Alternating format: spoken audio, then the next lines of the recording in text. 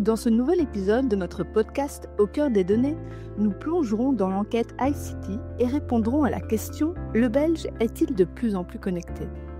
Et comme souvent, notre enquête débute avec des enquêteurs.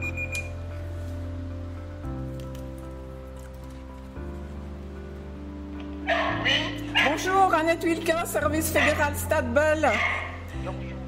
Je vous remercie. Bonjour Annette, tu es enquêtrice chez Stade Bell, alors tu ne portes pas de long impair beige et tu ne te balades pas avec ta loupe sous la main.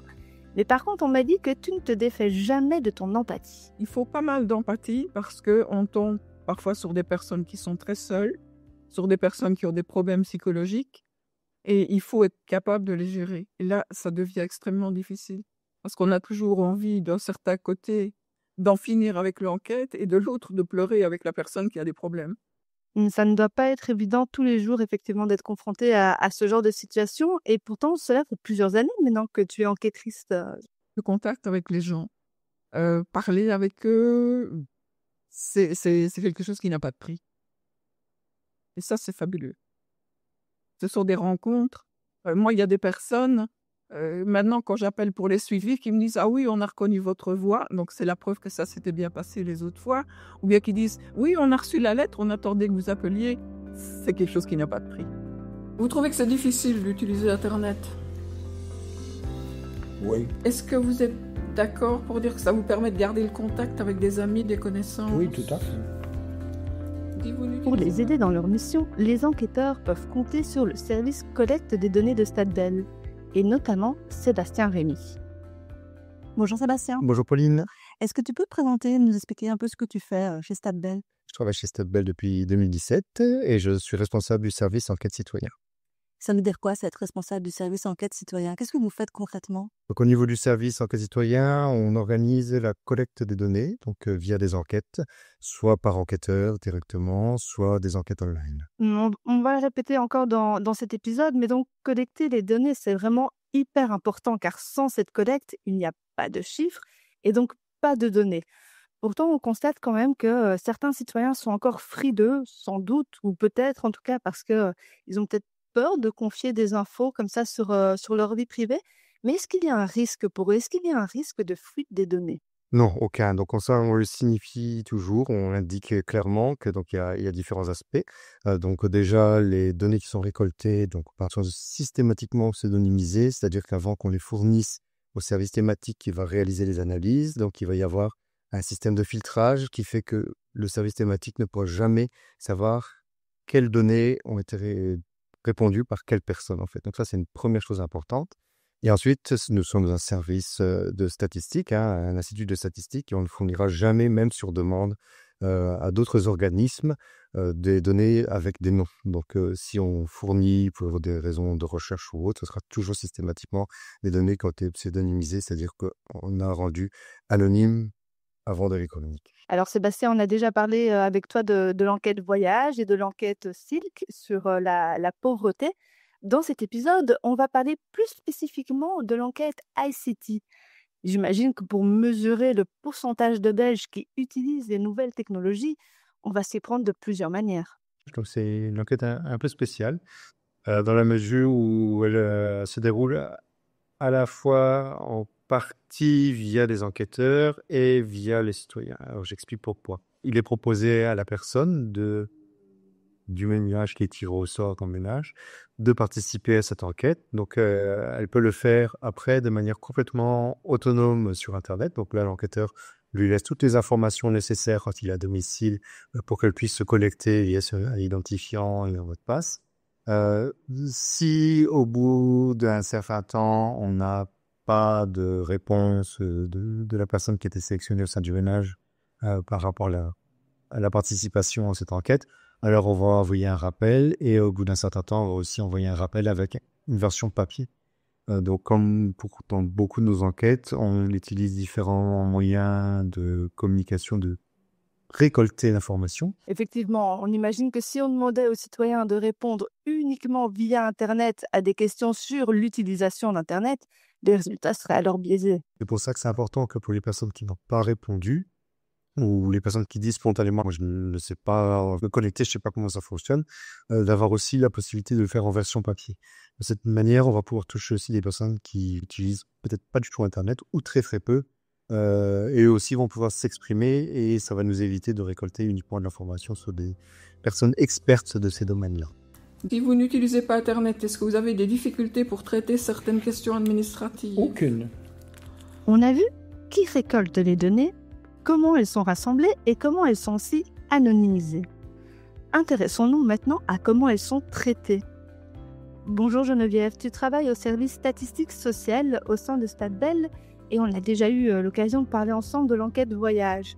Aujourd'hui, on se retrouve pour parler de l'enquête ICT. Alors, première question, c'est quoi l'enquête ICT? Donc, c'est l'enquête sur l'utilisation des TIC, technologies de l'information et de la communication, auprès des citoyens. Une enquête qui a été lancée il y a près de 20 ans à la demande d'Eurostat. La Belgique est donc obligée de réaliser cette enquête, mais ça ne veut pas dire que nous obligeons les citoyens à participer à cette enquête. C'est le cas pour certains sujets, mais pas pour celui-ci. Ok, donc les technologies de l'information et de la communication, on parle donc d'Internet. L'enquête ICT est donc relativement récente, j'imagine. Elle a commencé en 2005, à très petite échelle. En fait, on avait juste ajouté quelques questions à une autre enquête. À ce moment-là, on demandait « Avez-vous Internet à la maison? Utilisez-vous Internet ?» Mais au fur et à mesure des années, l'enquête s'est étoffée pour devenir une enquête à part entière. Donc une enquête qui a commencé doucement, mais qui très vite est devenue indispensable, tant nous sommes chaque jour de plus en plus confrontés, ou en tout cas de plus en plus en contact avec ces nouvelles technologies. Nos enquêtes mesurent toujours les évolutions de la société. Et comme Internet était apparu au milieu des années 90, on peut penser que c'est assez logique qu'on ait envie de mesurer ce phénomène, certainement parce qu'il a un impact considérable sur la société et l'économie. Nous ne nous contentons plus maintenant de mesurer l'utilisation d'Internet, mais nous avons chaque année un certain nombre de modules qui mesurent différents aspects d'éthique. L'utilisation d'Internet, c'est bien sûr l'un d'entre eux, mais d'autres choses aussi, comme le commerce électronique. Combien de Belges achètent régulièrement sur Internet, pour quel montant? Ou l'administration en ligne. Les Belges connaissent-ils les sites Internet des pouvoirs publics et les utilisent-ils? Et depuis peu, on aborde également l'Internet des objets, en fait les objets connectés. Il s'agit d'un nouveau module qui est ajouté afin d'examiner dans quelle mesure les Belges utilisent des smart devices, des appareils intelligents avec lesquels ils peuvent accéder à Internet. On entend souvent parler de révolution numérique pour désigner ce grand bouleversement provoqué par l'arrivée de ces nouvelles technologies. Est-ce que ce grand bouleversement, cette grande révolution, on la retrouve aussi dans les chiffres? L'enquête est réalisée depuis 20 ans et bien sûr, nous constatons une grande évolution. En 2005, ce n'était encore que le début d'Internet. Seulement la moitié des ménages belges avaient accès à Internet à domicile. Et maintenant, ce chiffre est passé à près de 95%. Et on voit une très grosse évolution aussi, en particulier chez les personnes âgées. Ça concerne en fait la tranche d'âge 65 à 74 ans. Elles étaient 12% à être actives sur Internet en 2005. Et maintenant, ce chiffre est passé à 85%. Tu nous expliquais que cette enquête ICT était en fait une demande de la part d'Eurostat. Ça veut donc dire qu'on peut faire des comparaisons entre pays européens. Alors le Belge, plus ou moins connecté que ses voisins? La Belgique se situe un peu au-dessus de la moyenne européenne. Pour ces chiffres, les pays scandinaves font un peu mieux, mais la Belgique vient juste après. Et nous sommes même légèrement meilleurs que la France et l'Allemagne. Une dernière question, Geneviève, parce que cela revient quand même souvent. Mais à Stade Bell, tu confirmes qu'on ne fait pas d'analyse à proprement parler? En fait, ça dépend ce qu'on appelle une analyse. Une analyse implique généralement une interprétation, et ça, nous ne faisons pas. Nous sommes une institution qui fournit des chiffres, et puis c'est aux autres à les utiliser et à tirer des conclusions. Est-ce que vous vous sentez exclu de certaines conversations? Non. Et non, faire des analyses, ce n'est donc pas le rôle de Stade Bell, mais bien celui des chercheurs. Perrine Bootkorn, tu es chercheuse à l'Université de Louvain. Toi, des analyses, tu en fais. Oui, je suis professeure à la faculté ouverte de politique économique et sociale à l'UC Louvain. Et donc, je travaille de longue date sur les questions liées aux effets, aux impacts en fait, sociaux de la diffusion des technologies numériques sur la société. Et en particulier, je m'intéresse au phénomène de ce qu'on appelle communément la fracture numérique. Et donc, dans ce cadre-là, tu te bases sur l'enquête ICT de Stade Bell pour mener tes travaux et faire tes analyses. En 2007 et 2008, on a commencé déjà à utiliser l'enquête de Stadbel sur l'accès et l'utilisation des technologies numériques par les ménages et les individus qui existe depuis 2005.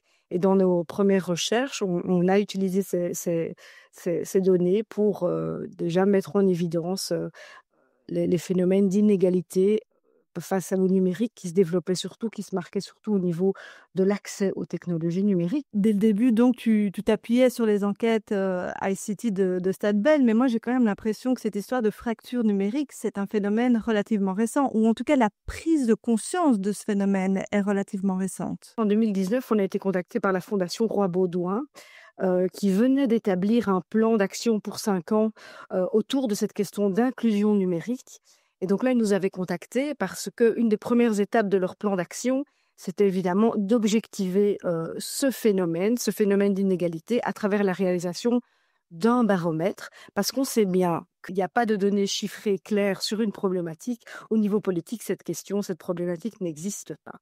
On a travaillé avec Stadbel et on a réalisé un premier baromètre où là, l'idée, c'était vraiment de montrer, objectiver ce phénomène d'inégalité et donc visibiliser ce phénomène. En fait, ces données obtenues grâce aux enquêtes de Stadbel, ce sont évidemment bien plus que de simples chiffres. L'enjeu de travailler avec l'enquête Stadbel, c'est pouvoir vraiment visibiliser un phénomène social qui sont les inégalités liées au numérique, qui est un phénomène persistant malgré la numérisation de la société. Une bonne soirée. À vous aussi. Merci. Vous avez aimé cet épisode? N'hésitez pas à vous abonner. Vous pouvez aussi nous retrouver sur nos réseaux sociaux et sur stadbel.be.